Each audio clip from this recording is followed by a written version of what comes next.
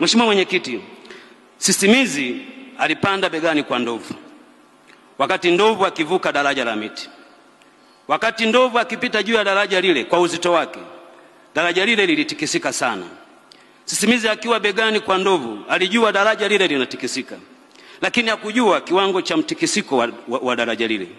Ndovu alipovuka ng'ambo ya pili ya daraja lile, sisimizi alisogea sikioni kwa tembo yule ama ndovu, akamwambia, ndugu yangu ndovu, mimi na wewe tumelitikisa daraja. Mheshimiwa Mwenyekiti, uongozi wako na usimamizi wako, ufuatiliaji wako, kujali kwako, na kwa kweli wakati fulani ukali wako, ilikuwa ndio ndovu aliyetufanya tuvuke ng'ambo ya pili. Waheshimiwa mawaziri, waheshimiwa wakuu wa mikoa pamoja na wakuu wa wilaya, kila tulikotembelea na kufanya ziara, walikuwa na salamu za mambo yaliyofanyika kwenye maeneo yao. Mheshimiwa Mwenyekiti, yalifanyika haya sio kwa bahati mbaya, ni kwa sababu wao walikuwa juu ya bega la ndovu atikisaye madaraja.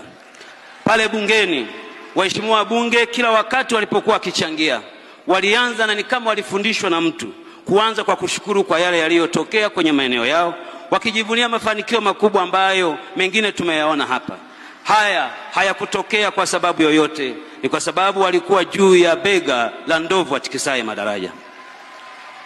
Ndugu Mwenyekiti, maafisa watendaji wa kata, maafisa watendaji wa vijiji, madiwani, kila tulipofanya ziara na wenzangu serikalini, walituma salamu nyingi kwako wakikushukuru sana kwa mambo mengi walioyafanya, huku wakisema hatumdai ila yeye anatudai. Hawakufanya hivyo kwa sababu yoyote, ni kwa sababu walikuwa juu ya ndovu atikisaye madaraja. Uongozi wako haukutambulika ndani ya nchi pekee, umetambuliwa ndani na nje ya nchi.